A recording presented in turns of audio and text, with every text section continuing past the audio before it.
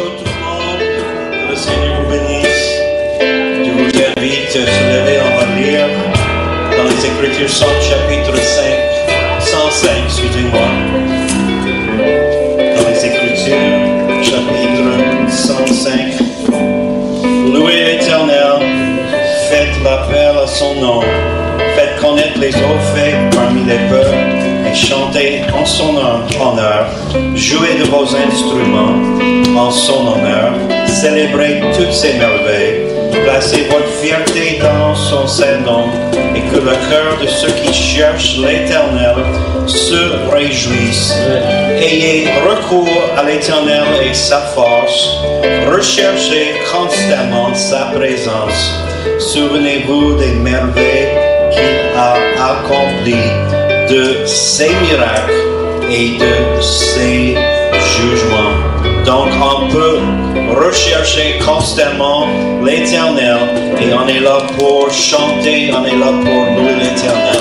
Alléluia. Seigneur, merci pour tous les bienfaits envers nous, les saints de Dieu. Bénis-nous ce matin lorsque, Seigneur, nous sommes dans ta présence. On voudrait, Seigneur, que tu sois dans nos esprits, dans nos cœurs, Seigneur. Touche nos corps. Je sais qu'il y a des personnes malades, Seigneur, sois avec eux. Seigneur, que chaque chose soit faite pour ta gloire et pour te louer. Au nom de Jésus-Christ. Amen. Je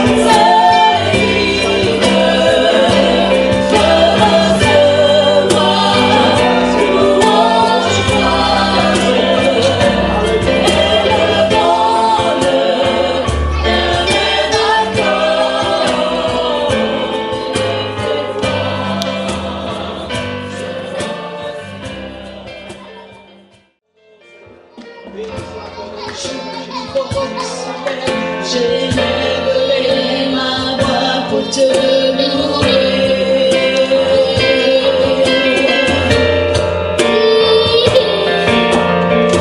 Ton nom est sur mes lèvres, j'élèverai ma voix pour te chanter.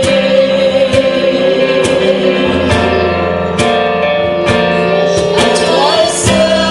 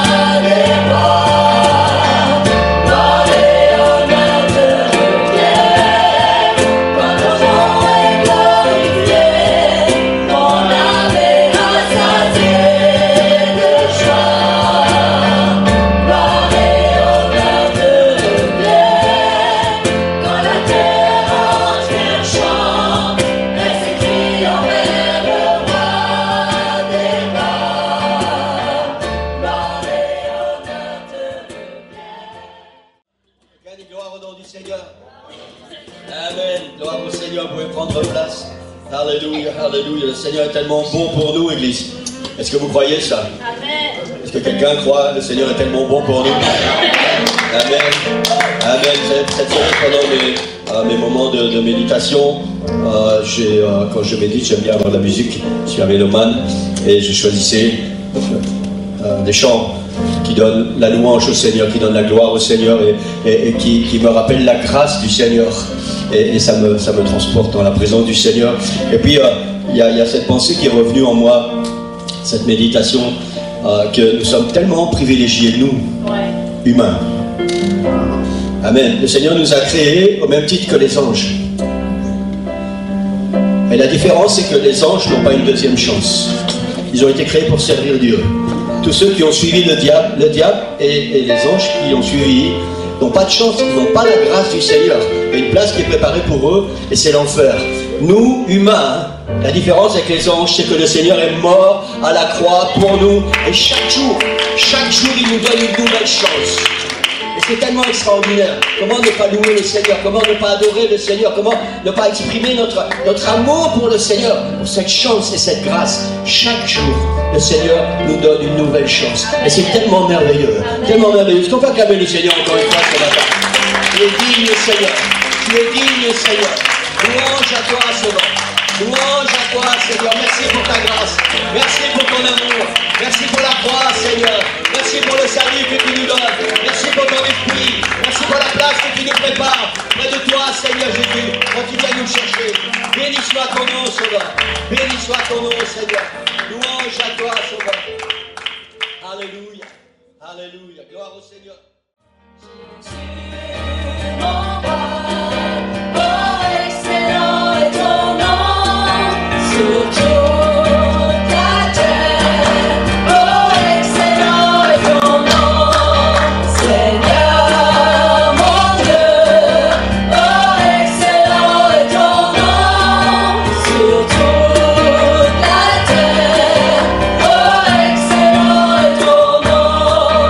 Jésus, mon roi.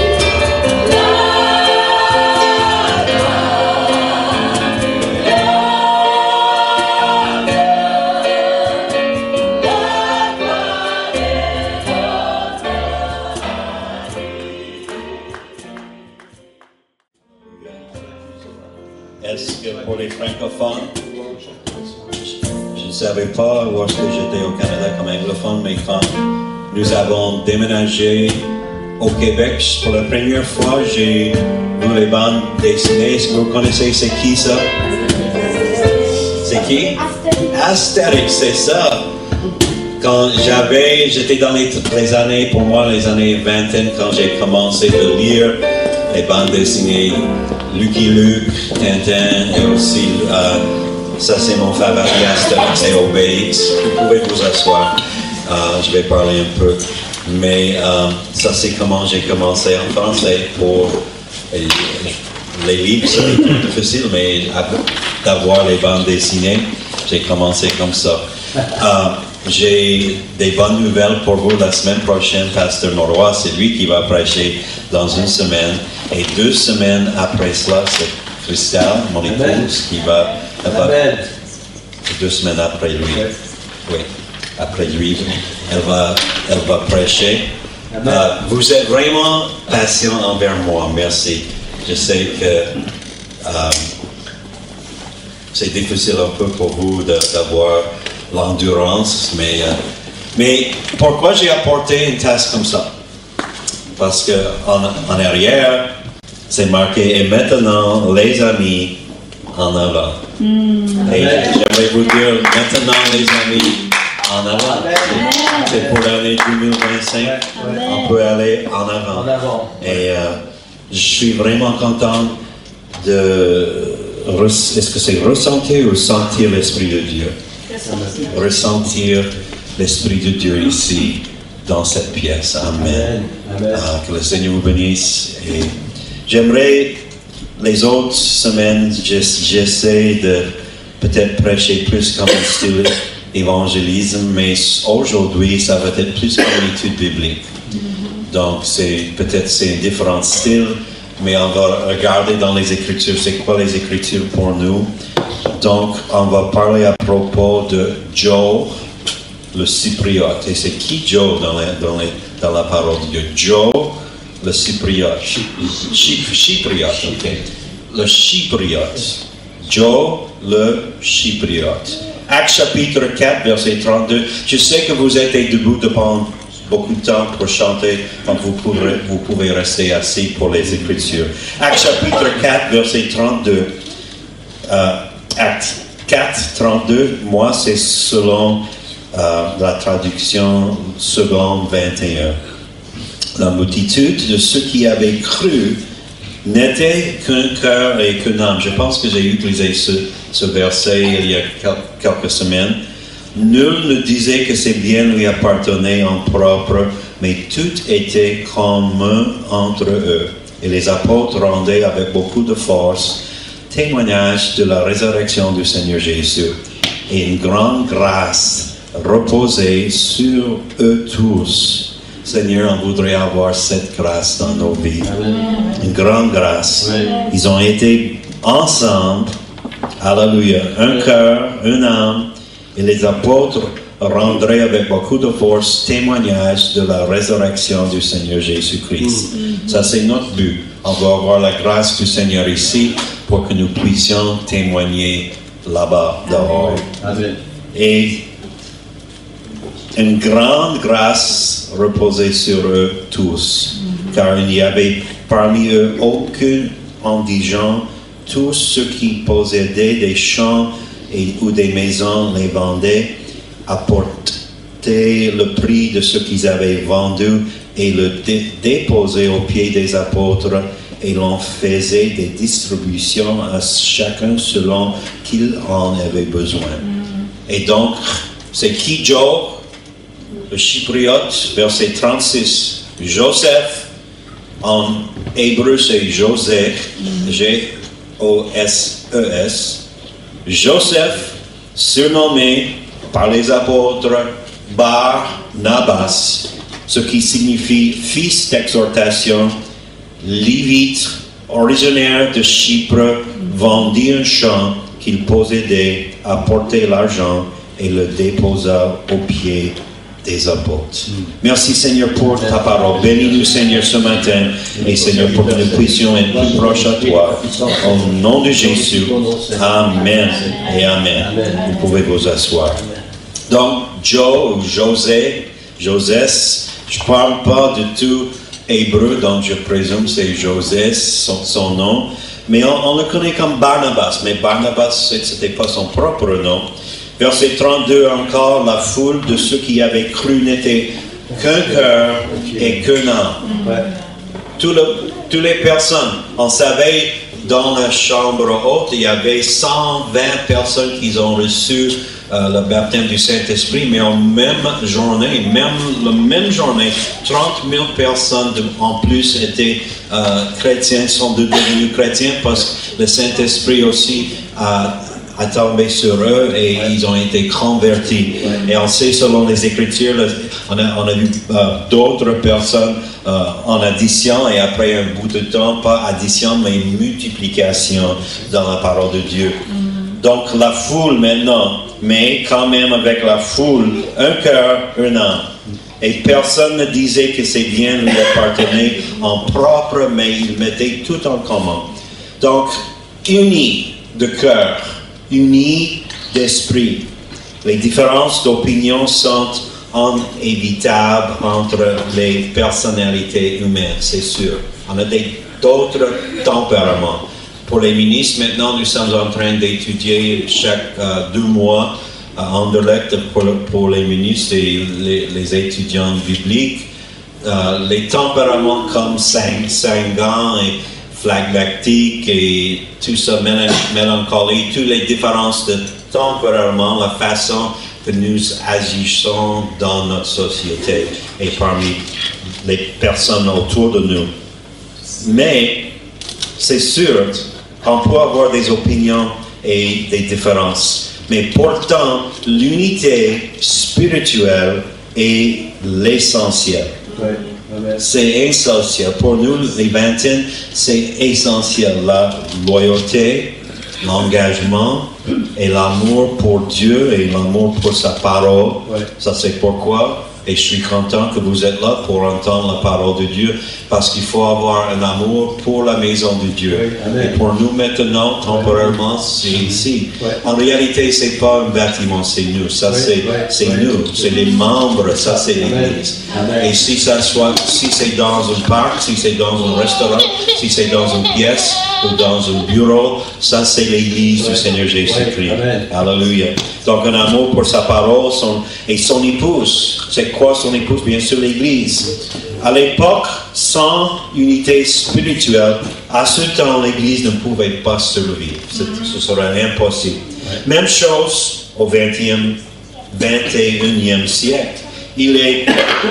Il sentait que ce qu'ils possédaient ne leur appartenait pas, alors qu'ils partageaient tout ce qu'ils avaient. Et ça, c'est l'histoire qui entre Joe, Barnabas, Josès, le fils d'exhortation. Chaque fois que Barnabas apparaît dans les Écritures, on peut le voir toujours en train d'encourager. Encourager les autres dans la foi. Et il est un excellent modèle pour nous montrer comment encadrer les jeunes croyants. En étant en train de prier, jeûner, on va voir le Seigneur agir dans notre ville. J'en suis sûr, on va avoir d'autres personnes qui vont être sauvées. J'en suis sûr, on va avoir les nouveaux convertis. C'est quoi notre Amen. J'en suis sûr. Ça, c'est le but de l'Église. Mais on doit encourager les nouveaux dans la foi. Et lui, Joe, Barnabas, est un excellent modèle pour nous montrer comment encadrer les jeunes. Il a recruté et encadré les leaders prometteurs comme Paul. Avant, son nom c'était Saul, mais Paul, c'est Barnabas qui a travaillé avec lui, c'est lui qui a cherché Paul. Et aussi Jean-Marc. On peut voir les évangiles. Matthieu, Marc, Luc, Jean, c'est Jean-Marc aussi, grâce à Barnabas. Des nombreuses églises, on peut voir du Nouveau Testament, ils ont vu le jour grâce aux efforts de Joseph, de Barnabas. Et donc, le passage à l'âge adulte pour les Juifs, si je ne me trompe pas, je pense que c'est à 12 ans pour les garçons. On appelle ça un bar mitzvah. Bar, en araméique, ça veut dire fils. Donc, comme ça, bar mitzvah se traduit fils du commandement. Par exemple, le bat mitzvah, c'est pour la fille. Donc, si je ne me trompe pas, à 12 ans, bar mitzvah, c'est pour le fils du commandement. Et à 13 ans, pour la bat mitzvah, c'est fille du commandement.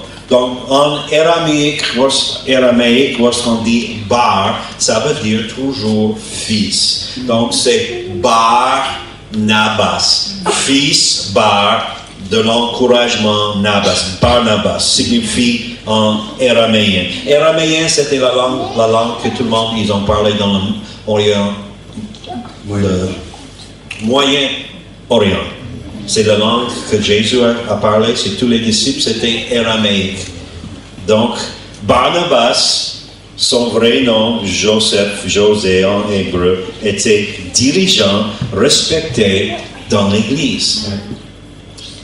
Et il était lévite, du tribal lévite de naissance, mais sa famille s'est installée quelque temps, pas à Jérusalem, comme pour les Lévites qui, avant, ils ont travaillé dans le temple, mais maintenant, ils sont dans l'île Chypre. Et c'est lui qui a voyagé lors du premier voyage missionnaire de Paul. Je dois marquer ici, c'est Paul. OK. Le troisième, quatrième chapitre des Actes des Apôtres relate l'histoire de la première crise dans l'Église. Il y a toujours des soucis dans les églises, parce que nous sommes des êtres humains. Donc on peut voir en Actes chapitre 3, chapitre 4, la première crise majeure à laquelle l'Église primitive a été confrontée. On peut voir que Pierre, Jean ont été emprisonnés, ils ont prêché la parole de Dieu, maintenant ils sont emprisonnés et les chefs juifs les ont avertis de ne plus jamais mentionner, même pas enseigner, même pas prêcher le nom de Jésus. Mais ils ne s'enfuient pas pour sauver leur vie de tout. Au lieu de ça, ils se réjouissent. Plutôt, le corps de l'Église et leur raconte, ils rejoignent, plutôt le corps de l'Église et leur raconte que les chefs des prêtres, exactement ce qu'ils ont dit. Actes chapitre 4, verset 24. Actes 4, 24. Après avoir écouté, ils s'adressèrent tous ensemble à Dieu. Une voix, on peut voir ici. Tout le monde, est-ce que vous pouvez dire une voix? Une voix. Ils s'adressent tous ensemble à Dieu. Donc pour nous, une église, on doit prier avec une voix. Ça veut dire on doit être ensemble. On peut être unis. On peut avoir le même but. On peut aller en avance dans la même direction. Donc pour l'église, qu'une voix. Les membres du corps du Christ répondent ensemble à Dieu dans la prière. Ça, c'est pourquoi on mentionne la jeûne et la prière. On doit prier, mais c'est pas seulement en janvier qu'on doit faire ça. On doit être dans la prière. Il faut avoir une voix. Le pouvoir de l'unité, lorsque même une vingtaine de personnes, lorsque nous sommes ensemble, on peut voir une multiplication. Reprenons notre texte, Actes 4, 32. La foule de ceux qui avaient cru, il faut croire en Jésus-Christ. Il faut avoir la foi. Ça, c'est le commencement. Pour être sauvé, c'est impossible si nous n'avons pas la foi qu'en réalité, l'Écriture, c'est vrai. Ça, c'est pourquoi nous avons les Bibles parce que c'est la parole de Dieu pour nous. Il faut y croire. Amen. Donc, ils ont cru, selon l'Écriture, n'était qu'un cœur, pas seulement une voix, mais maintenant on voit ici, il n'était qu'un cœur et qu'une âme. Donc, une voix, un cœur et une âme. Encore le pouvoir de l'unité. Tout le monde, si on peut dire, un cœur, une âme. Donc, trois choses. Il faut avoir une voix, il faut avoir un cœur et une âme. Ils étaient unis de cœur. Et la description dans le grec original, pour cela, être en accord ou en synchronisation, les uns les autres, ensemble. Nous sommes comme une montre. Je dois toujours peser sur le bouton parce que j'ai acheté une montre électrique et il y a un bouton et il faut appuyer sur ça. Mais c'est tout électronique maintenant, mais il y a des décennies, il a fallu avoir toutes les petites roues et c'est synchronisé exactement pour que nous puissions avoir apporter une montre au lieu d'aller au travail avec une cloche avec le bras et dire c'est quelle heure, alors je dois regarder c'est quoi l'heure. On doit être comme ça, unis du cœur. Amen. En accord. Deuxièmement, ils étaient unis selon les Écritures d'esprit. Parce que parfois, dans les Écritures, esprit c'est traduit âme. Donc si je peux dire organe dans ma vie, je sais que le cœur, en réalité, notre cœur, c'est une pompe pour le sang. Mais en réalité, c'est quoi l'organe? C'est ici, c'est le cerveau. C'est notre esprit et aussi c'est notre âme. Nos émotions sont là. Le désir de faire quelque chose est là. Tout cela. Donc, avec tous nos esprits ou âmes, et le mot grec signifie littéralement, c'est bon. En grec, pour le mot âme, est-ce que vous pouvez faire la même chose que moi?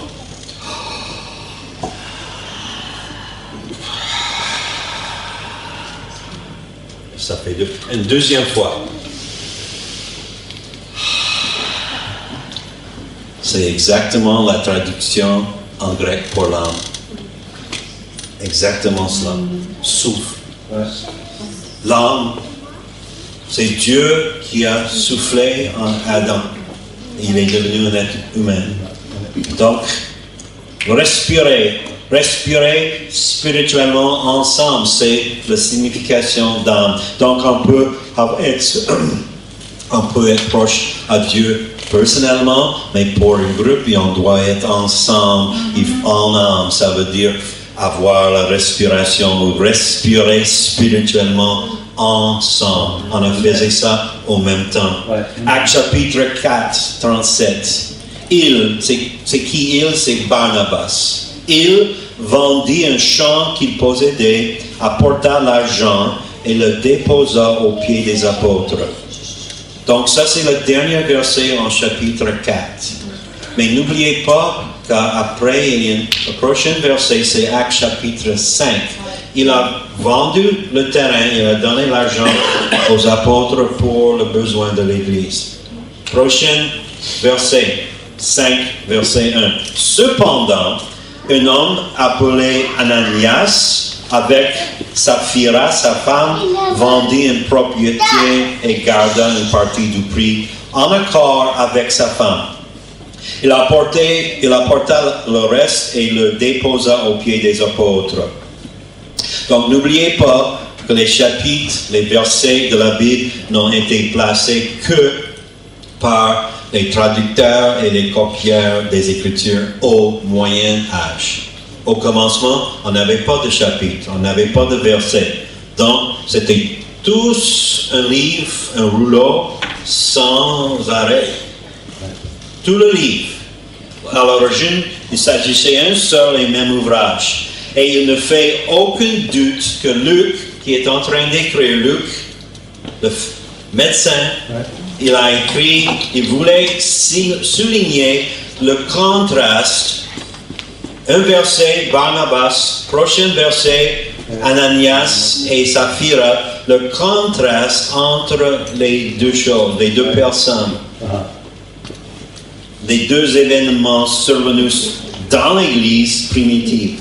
Et le résultat, cette qualité d'unité spirituelle se manifeste par le fait que les gens partageaient des choses, témoignent avec force, et une grande bénédiction leur est accordée à tous. Donc, on peut voir qu'est-ce qu'on peut faire.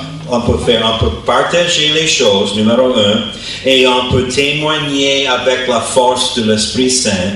Et donc, le résultat, on peut avoir une grande bénédiction accordée à nous par lui. Amen. Amen. Donc, on doit faire des choses, mais lorsqu'on fait des choses, le Seigneur, il va faire exactement, il va nous bénir. Alléluia. Il va donner une grande bénédiction.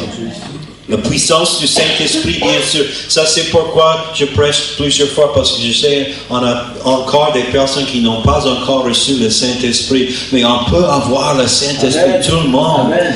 Et donc, le Saint-Esprit en réponse aux prières collectives du peuple de Dieu qui criait vers lui ensemble. Une seule voix, un seul cœur, une seule âme. Amen. Donc, que aujourd'hui nous possédions des terres, des bâtiments, de l'argent liquide, des objets, peu importe la richesse, on peut dire est très délicate à gérer. Si nous avons les richesses, peut-être il y a personne ici, on peut dire, on n'a pas de richesses, mais il faut toujours travailler avec l'argent dans nos vies. La façon dont nous détenons ces biens en dit long sur ce à quoi nous accordons de la valeur.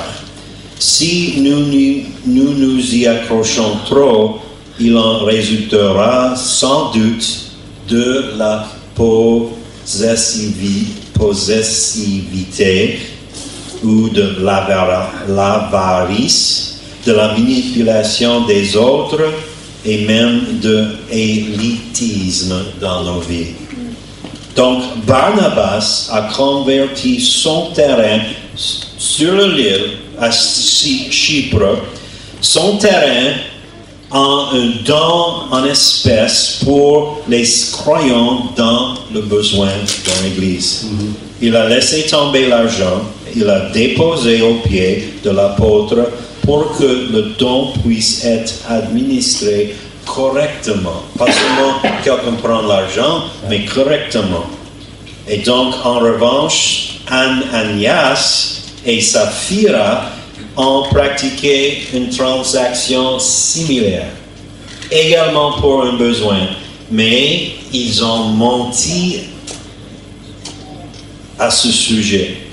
Et on peut sans doute en conclure qu'ils voulaient faire bonne figure aux yeux d'autres croyants, mais secrètement, ils voulaient garder une partie de l'argent de la vente. Donc on peut voir, ils auraient simplement pu dire que nous avons aussi vendu des terres et que nous offrons une partie de la vente pour les besoins de la communauté Église. C'est tout ce qu'ils ont dû faire.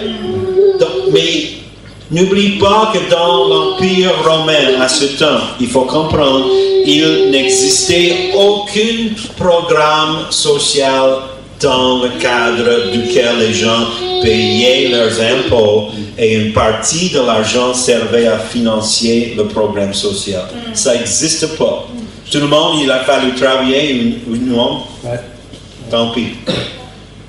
Donc ça c'est pourquoi à ce temps, parce qu'il n'y avait aucun système pour que les personnes pauvres, les veuves, excusez-moi, qui puissent, parce que si leur mari n'était pas plus là, c'était impossible pour eux de gagner l'argent habituellement. Donc, ça c'est pourquoi l'Église, ils ont fait ça. Souviens-toi qu'en tant que croyants, nous devons tenir nos ressources à la légère. C'est sûr qu'il faut avoir l'argent. C'est sûr qu'il faut avoir le liquide. Habituellement, maintenant, on n'a pas beaucoup de liquide, c'est les cartes, le plastique maintenant. Et ce qu'on fait, on prend des cartes comme ça et on paye avec les cartes. Mais il faut avoir la valeur quelque part. Si vous n'avez pas la valeur dans la banque, ça veut dire plastique, ça ne fonctionne plus. C'est sûr. Donc, ça c'est le système. Mais il ne faut pas tenir ça. Ah, je vais garder l'argent. En réalité, il faut comprendre que souviens que tant que croyants, nous devons tenir nos ressources à la légère. Qu'est-ce que ça veut dire? Souviens-toi que tout ce que nous avons vient de lui. Amen. Il nous donne la force, il nous donne l'intelligence de gagner l'emploi, il nous donne la force dans notre corps pour que nous puissions travailler. Ouais. Et c'est le but du Seigneur qu'on travaille, c'est sûr, c'est dans la Bible, c'est facile. Depuis le commencement, Adam, dans le jardin, même on peut dire à cause du péché, il faut travailler parce que le Seigneur il a donné une malédiction sur la terre, mais même avant le péché, même avant la malédiction, Adam, il a travaillé dans le jardin. Donc, il nous laisse donner comme un héritage à gérer. Pour avoir l'argent, il faut gérer. Ça, c'est la clé. Il faut gérer l'argent. On a tous l'argent, mais là, c'est qu'est-ce qu'on fait avec l'argent. Ce n'est jamais un trésor à thésauriser, si je dis bien ce mot. Thésauriser. Il faut utiliser ça pour un but. Barnabas sert d'un modèle positif de foi sincère, comme en témoigne sa générosité à main ouverte. En revanche, on peut voir le contraste, Ananias, Saphira sont des modèles négatifs. Regarde-les tous, à l'extérieur, si on regarde, oh, ils sont chrétiens, regarde. Ils ont leur cravate même. Comme lui, il a son cravate.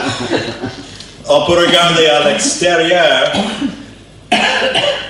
Ils ressemblent tous. Ils ont tous apporté de l'argent à l'église après avoir vendu des biens. Mais si nous regardons à l'intérieur, dans l'intérieur, il y a quelque chose complètement différent. Ils avaient un engagement radicalement différent. Verset 3 précise, et je cite, qu'ils ont menti au Saint-Esprit. Verset 3. Menti au Saint-Esprit. Verset 9, je cite, ils jouaient à des jeux avec Dieu. À des jeux avec Dieu. Pierre leur dit que la source de leur tromperie était Satan. Dans l'Église. Mais c'était Satan. Et Satan a rempli leur cœur de mensonges. Donc, lorsque Satan fait quelque chose, c'est toujours les mensonges. Mais on peut voir le contraste. Le Saint-Esprit remplit nos cœurs de vérité. Les autres chrétiens, ils ont eu la vérité. Ils ont été d'un cœur, une âme, une voix, ensemble, donc la vérité. Mais lorsque Satan, il donne des mensonges. Et les croyants ne sont pas immunisés contre les tentations de Satan. Pour toutes les personnes ici qui ont le Saint-Esprit, si c'est soit quelques semaines ou soit des années, pour moi, j'ai reçu le Saint-Esprit en 1973.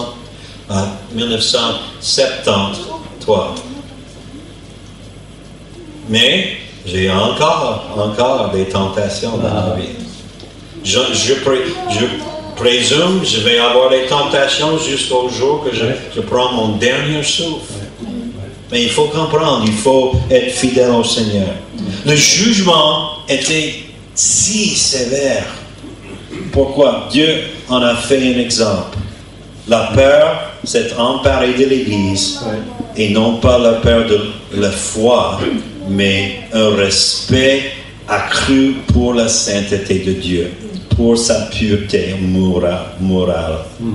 Donc, qu'apprenons-nous aujourd'hui? Personne n'est parfait. Personne. Dieu pardonne. Oui. Il faut toujours comprendre. Dieu pardonne. Mais lorsqu'on vous donne la chance de confesser la vérité, il est très, très, très important de confesser la vérité. Oui. Ne mentez pas comme il l'a fait. Ne mentez pas. C'est Barnabas qui a présenté Paul. Et peut-être une connaissance de longue date. Donc, si on peut dire ici que, avant que Jean va parler de Barnabas, qu'est-ce qu'ils ont fait? La Bible dit qu'ils ont vu les besoins. Donc, ça c'est pourquoi je dis ça. On peut voir dans la Bible, c'est biblique lorsqu'on donne nos offrandes ou les dîmes au Seigneur. Parce qu'il faut avoir la capacité de louer le Seigneur ensemble. Comment est-ce qu'on fait ça? Je peux vous dire, ça ne me dérange pas, le mois dernier, le mois de décembre, entre les dépenses pour louer ici chaque semaine et pour le box, toutes les dépenses et tous les récits, on avait une différence de 30 €. Donc on est à peu près à niveau. On avait $30 de surplus. Donc c'est tout. 30. Donc ça prend de l'argent, sinon on ne peut pas faire. Mais comme frère, comme pasteur Noroy a dit, notre but c'est de louer un bureau quelque part. Si la préfecture dit oui, on peut avoir quelques pièces et à ce temps on peut avoir une pièce pour l'église, une pièce pour l'école de dimanche. On peut venir plus fréquent, on peut rester ici. Et pour les femmes, mon épouse, pour avoir les réunions, des choses comme ça, il faut prier pour ça. Mais plus que la prière aussi, ça prend ça. Parce que si on n'a pas ça, on peut prier, mais on ne peut pas avoir une bail, parce qu'habituellement, une bail, ça prend 3 mois, n'est-ce pas, en avance. Donc, on doit avoir le liquide pour ça. Donc, ça c'est pourquoi on enseigne selon ça, parce que c'est biblique. Et c'est la seule façon on peut avoir un futur ici. Ça prend ça prend la prière, on doit être unis en cœur, en âme et une voix. Et Barnabas, c'est lui qui a présenté Paul, peut-être une connaissance de longue date. Parce que n'oubliez pas que Barnabas était un lévite et Paul, c'est lui qui a étudié comme un pharisite, donc peut-être il l'a connu Saul avant. Et aux apôtres, après sa conversion, Actes chapitre 9, 27, et qui a été envoyé par eux pour s'enquérir la situation à Antioche, dans la ville d'Antioche, où le christianisme était prêché pas aux Juifs seulement, mais aussi aux païens, sur une nouvelle échelle, chapitre 11 et après. Et après avoir donné son accord, il est allé chercher Paul plus loin dans sa ville à Tars pour l'aider dans le premier voyage missionnaire qui a suivi chapitre 13, chapitre 14. On peut voir le premier voyage. En commençant dans la ville, la première place, Chypre, la maison ou la ville de Barnabas, Chypre. Ils ont commencé à Chypre. Et donc, on peut voir, en effet, à l'origine, ils étaient le chef de file, Barnabas, mais bien que Paul soit très très vite devenu le plus important. Mais sans un Barnabas, on ne pourrait pas avoir un Paul. Il faut avoir des personnes qui disent, je ne dois pas être en avant, mais je vais être fidèle au Seigneur. Amen. J'aimerais toujours encourager d'autres chrétiens. Amen. Barnabas est le fondateur traditionnel de l'église chypriote. Même après, il est devenu pasteur selon l'histoire. Le fondateur traditionnel de l'église chypriote, c'est Barnabas. Et la légende affirme qu'il a été martyrisé à Salamine, dans cette ville, en 61 après Jésus-Christ. Et selon une autre tradition, il était en Luc chapitre 10 lorsque ils sont sortis 2 par 2. Jésus a dit, il faut aller, il faut travailler pour lui 2 par 2. Jésus a dit que la moisson est grande, mais que les ouvriers sont peu nombreux. Ils ont, selon la tradition, Barnabas était là, une des 70 personnes. Donc, et selon une troisième tradition, il était même le fondateur. Il a fait commencer l'église de Milan en Italie, la ville de Milan. Et il était, selon la tradition, son premier évêque à Milan. Tertullien, qui était le premier théologien qui a écrit en latin, parce qu'avant, ils ont écrit, comme dans le Nouveau Testament, en grec. C'était toujours la langue, c'était grec, comme le Nouveau Testament. Mais le premier théologien, Tertullien, selon lui, le père du christianisme latin, et grâce à latin, on parle français aujourd'hui. Donc, il a dit que Barnabas, selon lui, était le fondateur, excusez-moi, que lui, il a dit que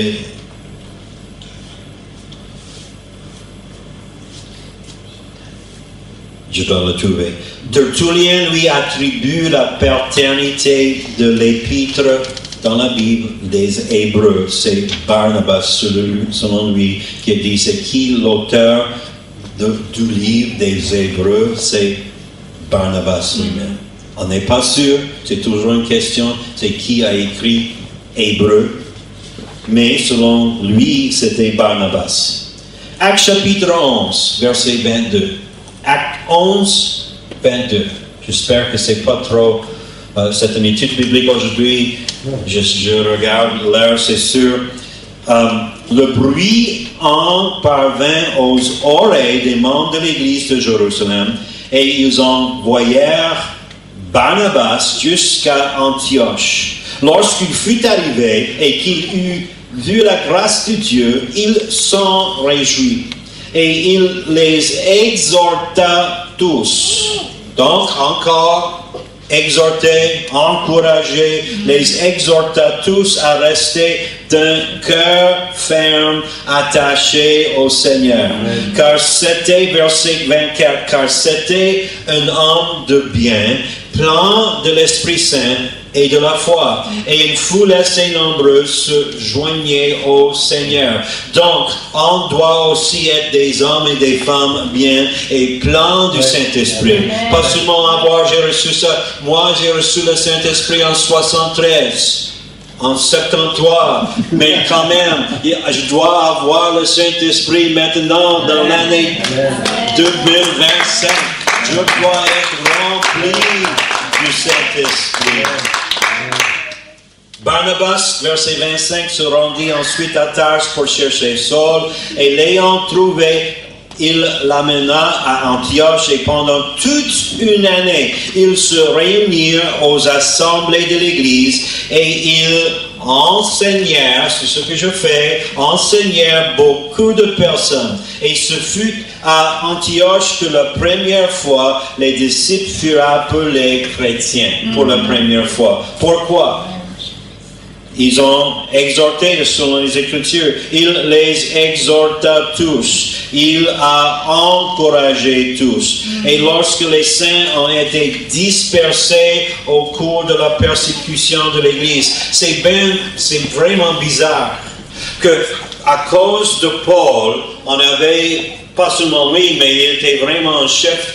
On avait des soucis à Jérusalem, on avait des personnes jetées en prison, même des personnes tuées. C'est Saul qui était en avant, il a fait ça. Et maintenant, après 12 ans, au lieu de Saul qui fait ça, maintenant c'est la même personne, c'est Paul, et c'est lui qui prêche à Antioche. Et pourquoi les Juifs sont là? Parce qu'ils ont échappé toutes les choses à Jérusalem, mais maintenant il est devant eux en train de prêcher. Amen. 12 ans après, c'est vraiment, seulement le Seigneur peut faire quelque chose comme ça. Changer un homme complètement, qu'avant, ils en avaient tous les misères, et maintenant, il est devant eux en train de prêcher.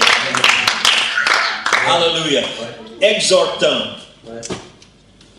Lorsque les saints ont été dispersés à cause de la persécution, selon l'histoire, d'entre eux se sont retrouvés plus loin à Antioche, la capitale de la Syrie. C'était 485 km plus loin. Il a fallu marcher 485 km au nord de Jérusalem.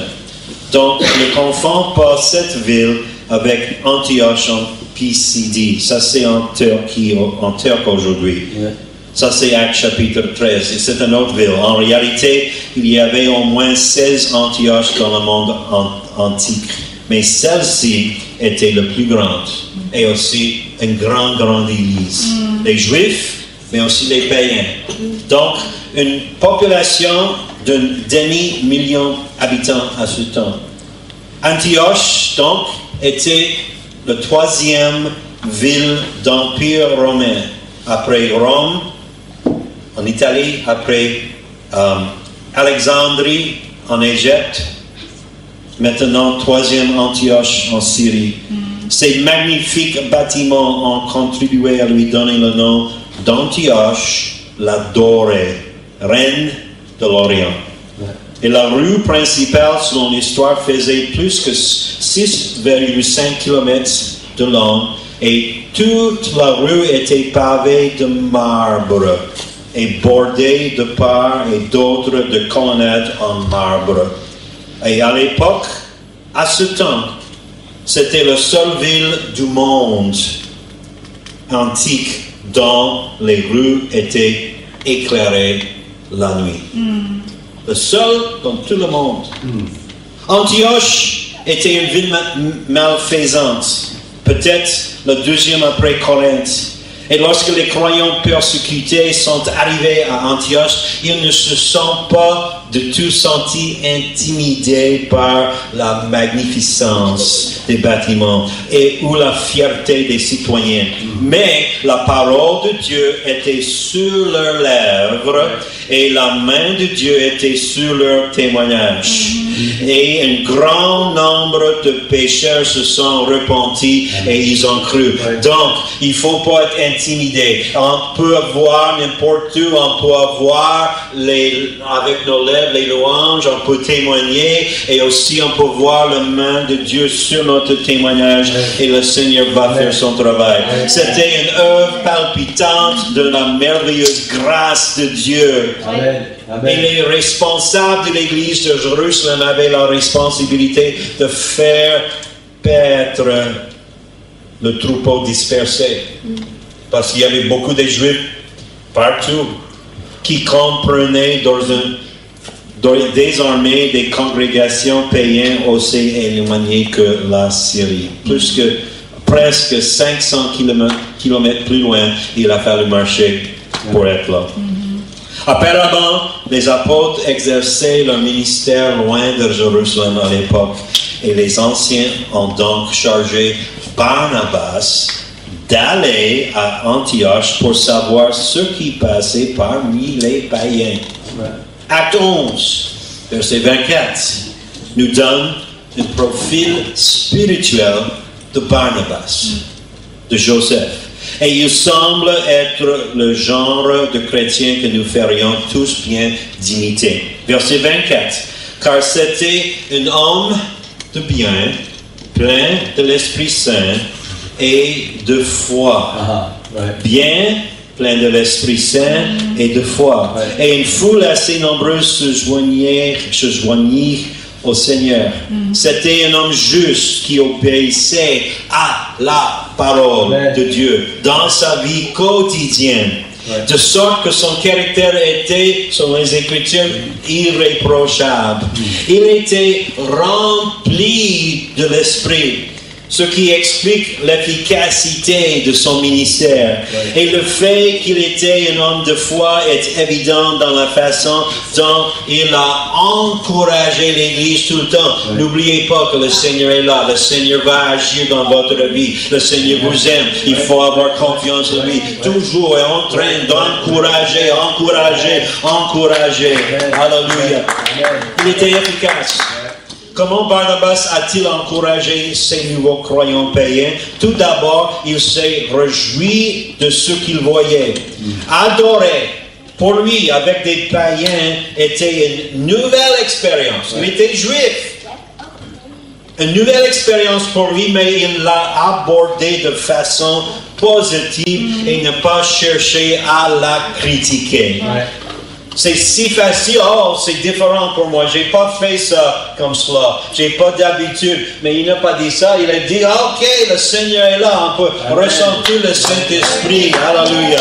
Donc il n'a pas critiqué, il a dit bien, ok, je suis content qu'on peut voir encore le Seigneur sauve les Juifs, le Seigneur sauve les Samaritains, le Seigneur sauve les païens, le Seigneur est en train d'agir dans nos vies. Oui. Alléluia. Amen. Béni soit ton nom. Oui. Amen. Il n'a pas critiqué, mais il a dit grâce à Dieu. Il mettait l'accent sur le dévouement du cœur lorsqu'il enseignait aux gens la parole de Dieu. Le dévouement du cœur. L'expression s'attacher au Seigneur ne suggère pas qu'ils puissent, par leur seul effort, leur propre effort, se garder sauvés. La même grâce qui nous sauve peut aussi nous garder, selon les Écritures. 1 Corinthiens 15:10, Hébreux 13:9. Cette phrase nous rappelle l'avertissement de Josué dans l'Ancien Testament. Josué à Israël dans Josué 22 et verset 5. S'attacher, l'expression s'attacher au Seigneur signifie aimer le Seigneur. Aimer, mais pas seulement ici, mais marcher dans ses voies. C'est pas seulement un sentiment. C'est aussi une obéissance. Seigneur, je t'aime et donc je vais marcher dans tes sentiers. Amen. C'est dit, Seigneur, plus moi en avant, c'est plus moi devant avec le volant est là et moi je conduis, mais Seigneur, je vais être le passager ici. Et Seigneur, tu vas prendre le volant. Et c'est toi qui vas me diriger. C'est toi qui vas être là. Amen. Seigneur, je m'attache à toi. Je marche dans ses voies. Je vais obéir à sa parole et le servir de tout mon cœur. Donc, qu'est-ce qu'on peut faire? La façon, comment est-ce qu'on peut, mes amis, on peut aller en avant? On peut aller en avant comme ça. S'attacher au Seigneur. On peut marcher, aimer le Seigneur premièrement, et aussi marcher dans ses voies. On peut avoir une puissance, mais ça ne prend pas une potion comme Astérix. Il a fallu avoir une potion magique pour avoir la force. Mais notre force, ce n'est pas dans une potion, ce n'est pas un liquide magique, mais notre force est dans le Seigneur. C'est le Saint-Esprit dans nos vies. Alléluia. Amen. Maintenant, les amis, en avant. En avant, les amis. Maintenant, marcher, aimer le Seigneur, marcher dans ses voies, obéir à sa parole et le servir de tout cœur. Cela signifie que nous n'appartenons qu'à lui et que nous cultivons notre dévotion à son égard. Nul ne peut servir deux maîtres. Nul.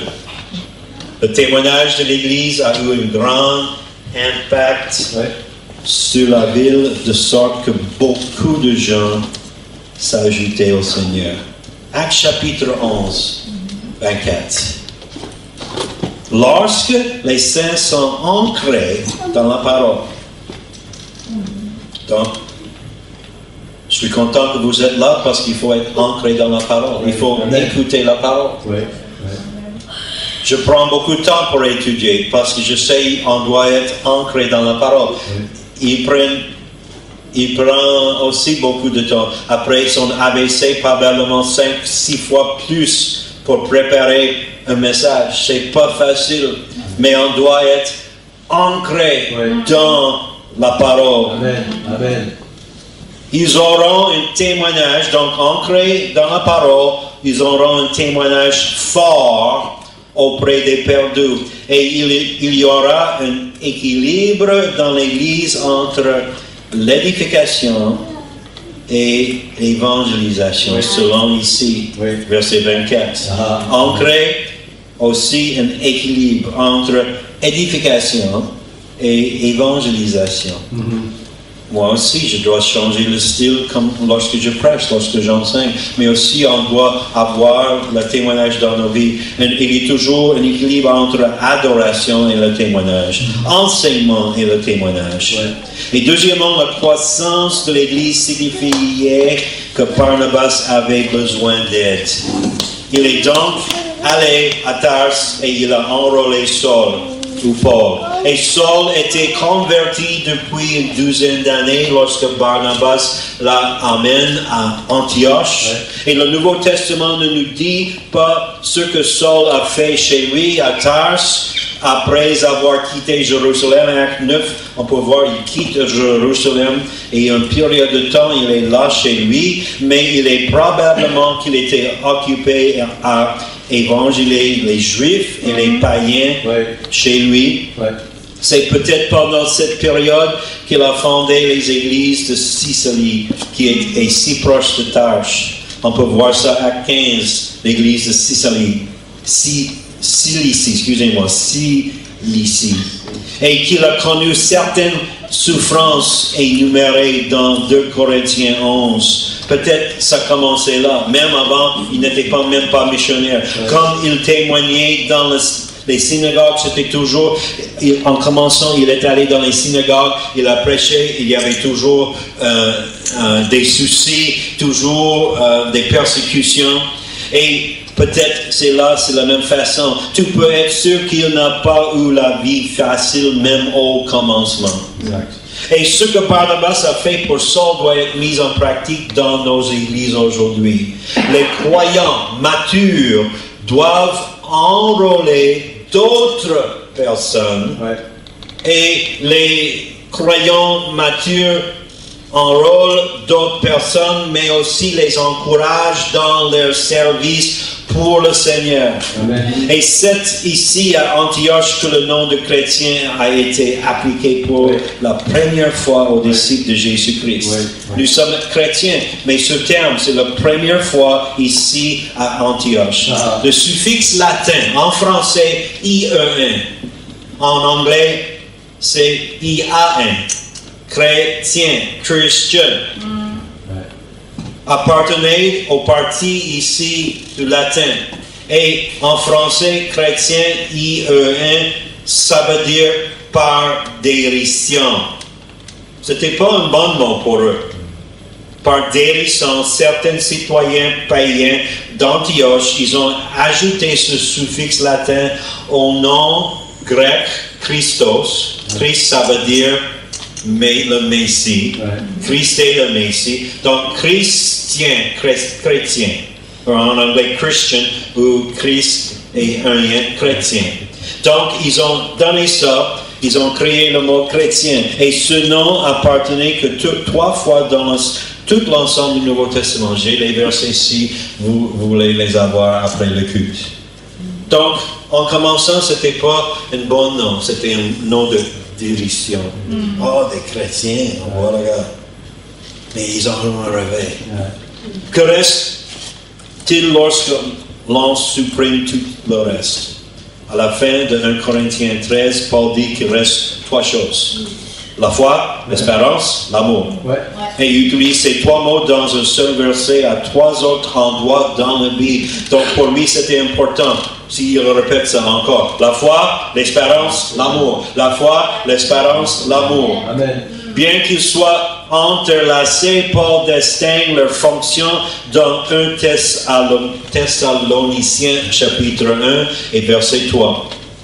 Nous rappelons sans cesse l'œuvre de votre foi et le travail de votre amour et la fermeté de votre espérance en notre Seigneur Jésus-Christ, mon Dieu, notre Père. Donc, la foi produit de bonnes œuvres. Et Paul ne pouvait pas imaginer la foi sans œuvres. Donc, pour nous, c'est Jacques, après, qu'il a dit que si nous avons la foi, il faut avoir aussi les œuvres. Si on n'a pas la foi, Bien sûr, on ne fait pas des œuvres. Et des croyances fortes mènent à des actions fortes. Donc, comme une église, on peut être une église forte. Mais si nous sommes une église forte, donc on doit avoir les actions fortes dans nos vies. Donc, la foi, l'amour mène au travail. La foi peut inciter les gens, comme étant aussi, à faire des bonnes choses, des bonnes actions. Mais seul l'amour les oblige à continuer. C'est pas seulement un commencement, mais continuer à travailler lorsque c'est douloureux et désagréable. C'est comme pour tous ici, c'est du travail. Christelle a dit ce matin, je me suis levé à 5 heures ce matin. C'est pas facile, elle n'aime pas les matins. Elle a des soucis d'insomnie. Donc les matins, mais lorsque c'est tôt, c'est là. Mais pourquoi est-ce qu'on conduit de la France ici? C'est pour l'amour. C'est l'amour.